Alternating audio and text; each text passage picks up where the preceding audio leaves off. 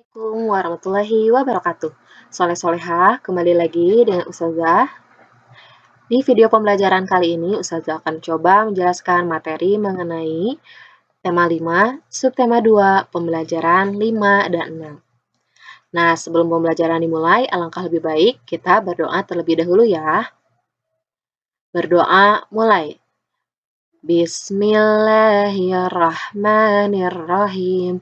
Rabbi zidni ilman warzuqni fahman.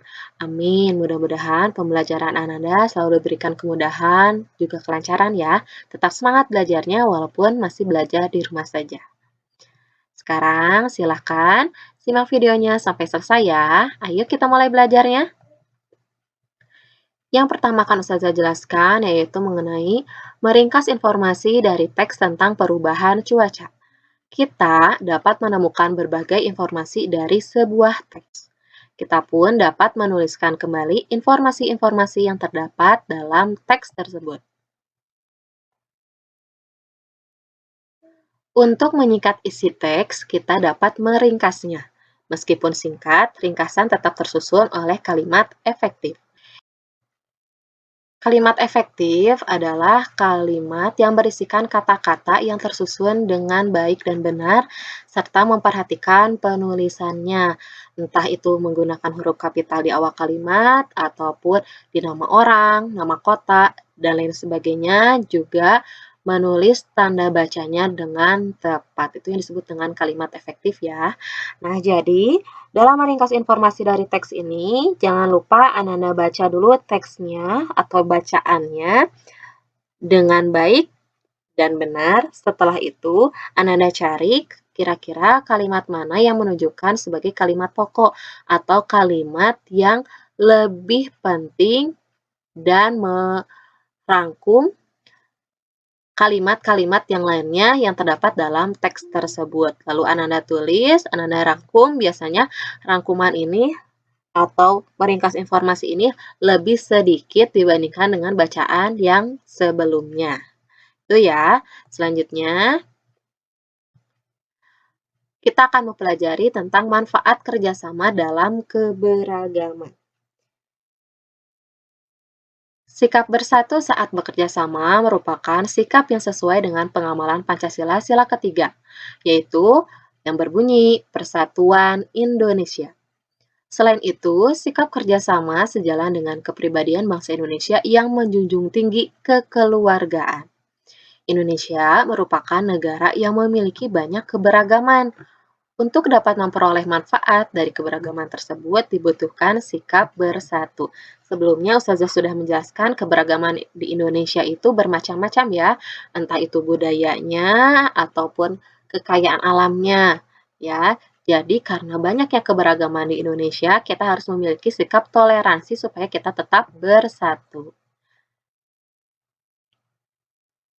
Manfaat kerjasama dalam keberagaman. Berikut manfaat bersatu dalam keberagaman. Yang pertama yaitu terciptanya kehidupan yang rukun, jadi tidak ada yang berkelahi ataupun bertengkar, semuanya damai. Yang kedua, melatih diri untuk dapat menghargai perbedaan. Perbedaan tadi ya, perbedaan dari keberagaman budaya, misalkan suku bangsanya yang berbeda, yang ini dari Jawa, yang ini dari Bali. Tapi kita tidak boleh membeda-bedakan, tetapi kita harus tetap menghargai karena itu adalah salah satu bentuk rasa bangga kita sebagai bangsa Indonesia. Yang ketiga, melatih diri untuk berpendapat dengan cara yang baik dan menghargai pendapat orang lain. Nah, ini biasanya selalu ada dalam kegiatan diskusi atau kerja kelompok ya.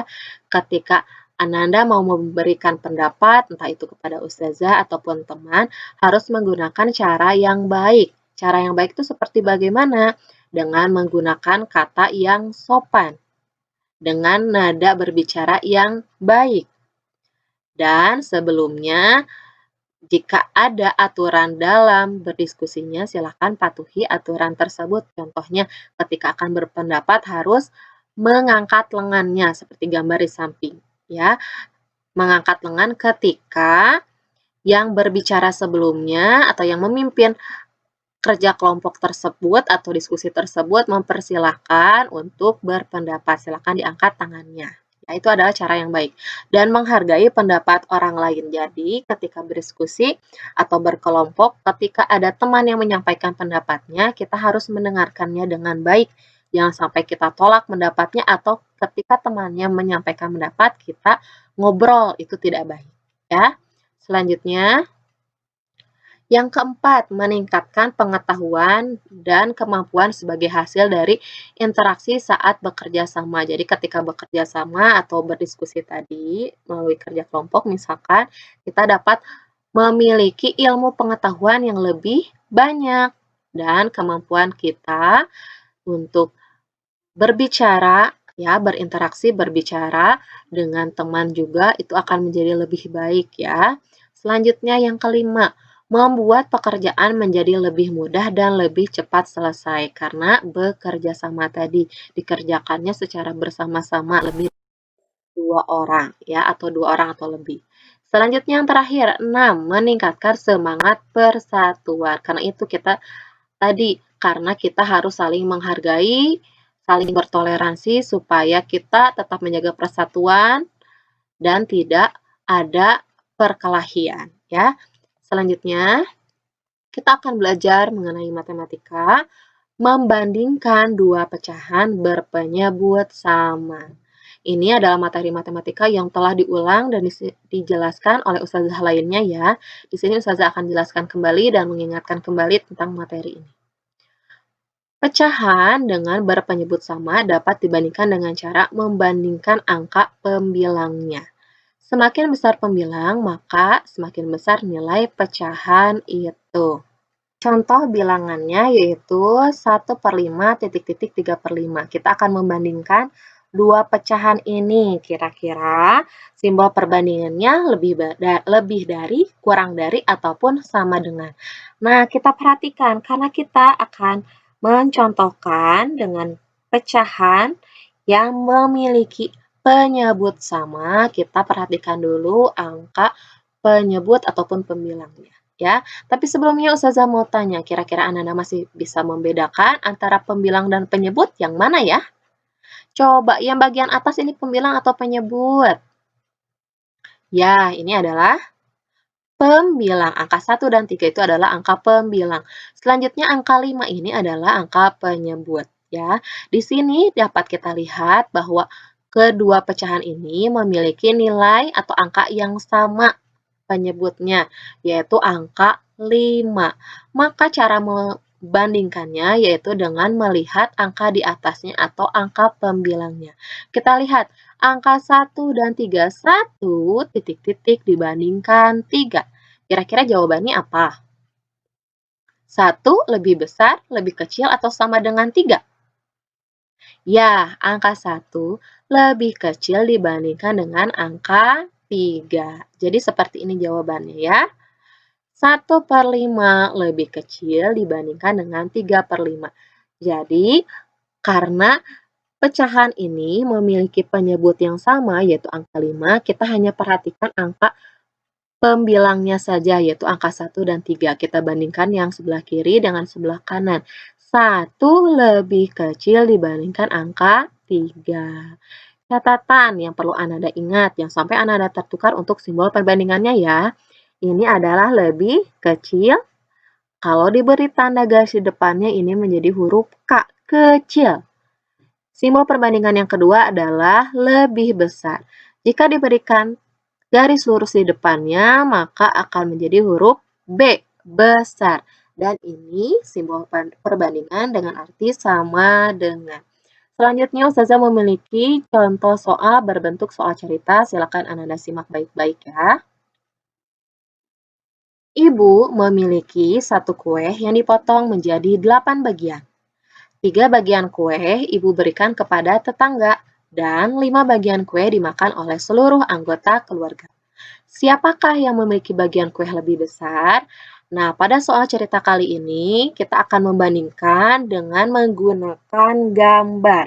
Ya, dengan menggunakan gambar sebagai berikut. Nah, di sini ada kue yang dimiliki oleh ibu yang dipotong menjadi 8 bagian. Kita hitung. 1, 2, 3, 4, 5, 6, 7, 8. 8 bagian.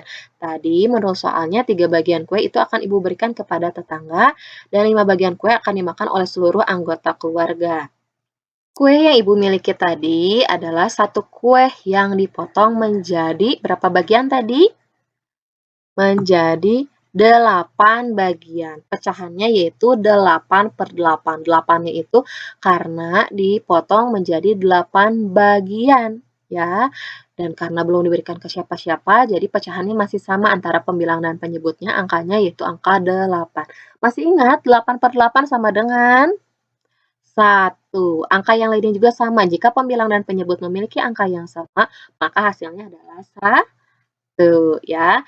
Diingat kembali tadi kue yang dipotong menjadi 8 bagian itu akan Ibu berikan kepada siapa saja? Kepada tetangga 3 bagian, lalu 5 bagian lagi akan dimakan oleh seluruh anggota keluarga. Maka pecahannya seperti ini. Kue yang diberikan kepada tetangga yaitu tadi 3 bagian, yang Ibu berikan adalah 3 bagian dari keseluruhan bagian, yaitu 8 bagian, maka pecahannya adalah 3/8. Anak-anak paham sampai sini? Ya, dilanjutkan ya. Jadi tadi kue yang diberikan ke tetangga itu ada 3 bagian dari 8 bagian. Dan kue yang dimakan oleh seluruh anggota keluarga yaitu 5 bagian dari 8 bagian. 5 bagian dari seluruh bagiannya yaitu 8 bagian. Nah, ini adalah 5/8. 1, 2, 3, 4, 5 bagian dari 8 bagian. 6, 7, 8. 5/8 bagian tadi yang akan diberikan untuk atau dimakan untuk seluruh anggota keluarga. Dan sisanya ini adalah 3/8 ya, yang akan diberikan tadi kepada tetangga. Nah, berdasarkan gambar, kue yang dimakan oleh seluruh anggota keluarga itu lebih besar dari kue yang diberikan kepada tetangga. Ya, dapat dilihat nih di sini. Ini bagian yang Ustazah beri warna biru itu lebih besar dibandingkan dengan yang Ustazah beri warna orange, ya. Jadi tadi yaitu 5/8 lebih besar dibandingkan 3/8 atau dapat dilihat pembilangnya angka 5 lebih besar dari angka 3. Karena penyebutnya sama, jadi angka 5 ini lebih besar daripada angka 3. Ya. Selanjutnya, kita akan belajar mengenai manfaat kerjasama dalam keberagaman. Dalam kerjasama, hubungan yang harmonis penting untuk dijaga. Harmonis itu maksudnya kita berperilaku yang baik dengan orang lain, menjaga perilaku kita, menjaga kata-kata yang kita ucapkan sehingga tidak terjadi perkelahian dan menimbulkan hubungan yang damai gitu ya. Selanjutnya, sikap positif seperti saling menghargai, rendah hati, dan toleransi perlu terus dikembangkan. Sikap positif adalah sikap yang baik untuk kita lakukan ya. Contohnya tadi saling menghargai, rendah hati. Rendah hati itu maksudnya tidak sombong, dan toleransi saling menghargai perlu terus dikembangkan oleh kita. Kita boleh mengeluarkan pendapat ketika bekerja sama. Pendapat harus disampaikan dengan santun, ya, dengan perilaku yang baik, dengan kata yang baik, dengan nada berbicara yang baik. Ketika ada orang lain yang menyampaikan pendapatnya, kita seharusnya menghargai pendapat orang tersebut. Tadi ya, sudah Ustazah jelaskan supaya tidak terjadi perkelahian dan kita juga dapat menjaga persatuan, ya. Kita kembali lagi kepada matematika, yaitu membandingkan dua pecahan menggunakan tanda perbandingan, atau bisa disebut juga dengan simbol perbandingan. Simbol perbandingan atau tanda perbandingan itu ada 3, yaitu lebih besar, lebih kecil, dan sama dengan. Ayo ingat kembali cara membandingkan pecahan dengan penyebut sama. Ingat, penyebut yang di sebelah atas atau bawah ya. Ya, ada di bagian bawah. Nomor 1, perhatikan pembilangnya atau bilangan di atas. 2, semakin besar pembilangnya, maka semakin besar nilai pecahannya. Yang ketiga, ingat, jika penyebutnya sama, semakin besar pembilang, maka nilai pecahannya semakin besar. Contohnya di sini adalah 4/5 dan 2/5. Kenapa jawabannya adalah lebih apa ini? Lebih besar, yaitu karena pembilangnya yaitu angka 4 ini, ya ini penyebutnya sama ya, angka 5, jadi kita lihat pembilangnya saja. Angka 4 itu lebih besar dari angka 2. Karena memiliki penyebut yang sama, kita lihat pembilangnya saja. Angka 4 lebih besar dibandingkan angka 2, maka tanda perbandingan atau simbol perbandingannya adalah lebih besar. Selanjutnya, ayo ingat kembali cara membandingkan pecahan dengan pembilang sama. Nah, sekarang sebaliknya, ini adalah pembilang yang sama. Yang pertama, perhatikan penyebutnya atau bilangan yang berada di bawah. Yang kedua, semakin besar penyebutnya, maka semakin kecil nilai pecahannya. Yang ketiga, ingat, jika pembilang sama, semakin besar penyebutnya, maka nilai pecahannya semakin kecil. Di sini contohnya, ini kita akan membandingkan pecahan dengan pembilang yang sama dan penyebut yang berbeda. Pembilang yang di atas, penyebut yang di bawah. Dilihat, pembilang di sini angkanya sama, yaitu angka 2 ya, angka 2. Yang kita lihat kembali yaitu penyebutnya. Penyebutnya memiliki angka yang sama tidak? Tidak, berbeda. Yang satu angka 4, yang satu angka 6. Ingat lagi tadi, semakin besar penyebutnya, maka semakin kecil nilai pecahannya. Ya, ingat, jika pembilang sama, semakin besar penyebutnya, maka nilai pecahannya semakin kecil. Jadi, bagian atas ini pembilangnya tidak perlu kita perhatikan karena memiliki angka yang sama. Kita lihat penyebutnya. Tadi, semakin besar penyebutnya, maka semakin kecil nilai pecahannya. Kira-kira angka yang besar, angka penyebut yang besar itu yang mana? Yang angka 6. Ingat juga di sini, semakin besar penyebutnya, maka nilai pecahannya semakin kecil tadi ya. Jadi, penyebut 4, angka 4 dengan angka 6 ini memiliki nilai yang besar dengan angka yang mana ya? Angka 6 ya. Angka 6 itu besar penyebutnya, angkanya besar, tetapi nilai pecahannya itu kecil. Ya, jadi tadi ingat, semakin besar angkanya yang ini berarti semakin kecil nilai pecahannya. Semakin kecil angkanya, maka nilai pecahannya semakin besar. Jadi, angka 4 itu lebih besar dari angka 6. Dengan tanda perbandingan atau simbol perbandingan, 2/4 lebih besar dibandingkan 2/6 karena penyebutnya. Penyebutnya itu yaitu angka 4 kurang dari angka 6. Angka 4 memiliki nilai pecahan yang lebih besar dibandingkan dengan angka 6. Ada contoh selanjutnya? Silakan Anda simak kembali. Contoh pecahannya yaitu 3/7 dan 3/4. Ini membandingkan dua pecahan dengan penyebut yang berbeda.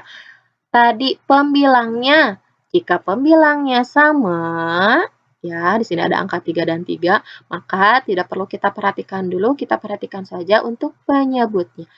Kedua pecahan ini memiliki penyebut yang berbeda, yaitu angka 7 dan angka 4. Ingat, jika pembilangnya sama, ini ya pembilang 3 dan 3, semakin besar penyebutnya, maka nilai pecahannya semakin kecil. Kita lihat, penyebut yang lebih besar yang mana? Yang angka 7 atau 4?